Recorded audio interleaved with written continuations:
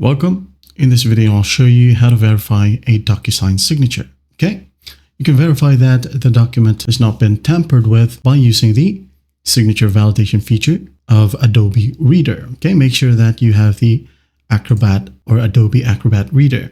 So just go ahead and open up the PDF that you wanted to check. For example, this one. This is the signature.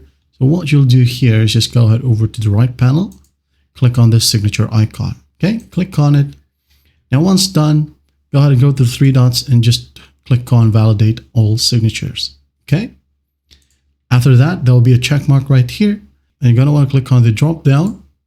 As you can see here, it says signature is a valid source of trust obtained by Adobe Approved Trust List or AATL. Document has not been modified since this signature was applied. Signer's identity is valid. You'll be able to see these positive comments if signature is valid. Okay.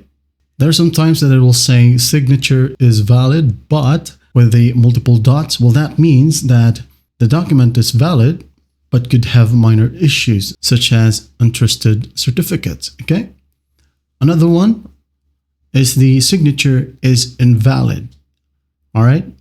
If it states that in here, that means that the document has been altered after signing, or there's an issue with the signature. All right.